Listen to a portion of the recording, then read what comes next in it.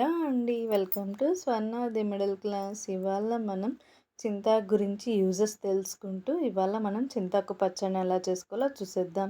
ముందుగా దీనికోసం మనకైతే చింతాకుని, అలాగే కొన్ని ఎండుమిర్చిని, కొన్ని శనక్కాయ పప్పుల్ని, అలాగే అందులోకి ఒక ఎర్రగడ్డ అయితే తీసుకున్న ఎర్రగడ్డనైతే ఇలా కట్ చేసి పెట్టుకుంటాం. అలాగే మనం ముందుగా తీసుకున్న చింత చిగురునైతే ఇలా నీళ్ళల్లో నానేసి పెట్టుకుంటాం.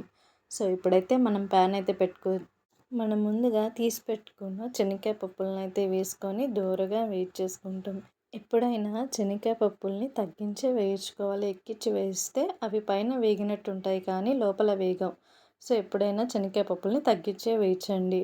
సో అలా వేయించుకున్న తర్వాత వాటిని తీసి ఒక ప్లేట్లో పెట్టేసుకొని ఇప్పుడు అదే ప్యాన్లో ఒక స్పూన్ ఆయిల్ అయితే వేసుకొని తీసుకున్న ఎండుమిర్చిని అయితే మనం ఒక 2 to 3 మినిట్స్ వరకు బాగా చేసుకుంటాం. అలా వేయించుకున్న తర్వాత మనం వాటిని కూడా ఒక ప్లేట్లోకి అయితే తీసుకొని పక్కన పెట్టేసుకుంటాం.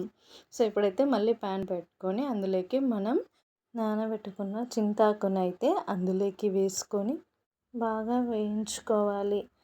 ఇలా చింతాకుని తీసుకోవడం వల్ల మనకి వూండ్స్ని అయితే హీల్ చేస్తుంది ఫాస్ట్గా. సో ఇప్పుడు అలా వేయించుకున్న తర్వాత అందులోకి మనం ముందుగా కట్ చేసి పెట్టుకున్న ఆనియన్స్ని కూడా వేసుకొని బాగా వేయించుకోవాలి. ఇలా మనం చింతాకు తీసుకోవడం వల్ల మన స్కిన్ హెల్త్కి చాలా మంచిది. అలాగే మన ఓవరాల్ హెల్త్ని కూడా బాగా ఇంప్రూవ్ చేస్తుంది. ఈ చింతాకులో విటమిన్ సి ఎక్కువగా ఉండడం వల్ల ఇమ్యూనిటీని బాగా బూస్ట్ చేస్తుంది. సో ఇప్పుడైతే మనం వేగిన తర్వాత మనం ఆనియన్ని చింతాకుని సపరేట్ చేసి పెట్టుకుంటాం. ఇప్పుడైతే మనం మిక్సీ తీసుకొని అందులోకి మనం ముందుగా వేయించి పెట్టుకున్న ఎండుమిర్చిని, శనక్కాయ పప్పుల్ని, అలాగే కొద్దిగా సాల్ట్ని అయితే కలిపి ఫస్ట్ పొడిగా మిక్సీ పట్టుకోవాలి.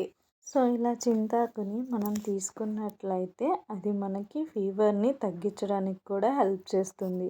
అలాగే బ్లడ్ షుగర్ మరియు బ్లడ్ ప్రెషర్ని బాగా కంట్రోల్ చేస్తుంది.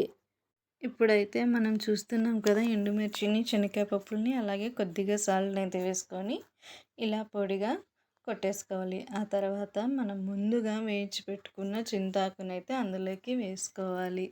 అలా వేసుకొని వాటర్ వేసుకొని మెత్తగా మిక్సీ పట్టుకోవాలి.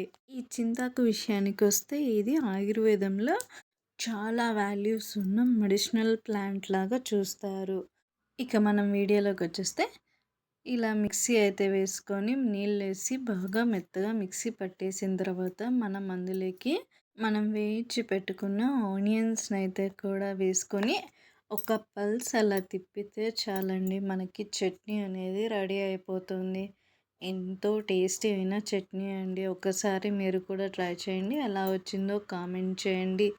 అండ్ అలాగే ఈ చింతాకుతో మనం పప్పు చేసుకోవచ్చు, లేదా ఇప్పుడు మీరు చూస్తున్న చట్నీ అయినా ట్రై చేయొచ్చు. ఈ వీడియో మీకు నచ్చినట్లయితే like, share and subscribe. Thank you for watching. మళ్ళీ నెక్స్ట్ వీడియోలో కలుద్దాం. Thank you. బాయ్.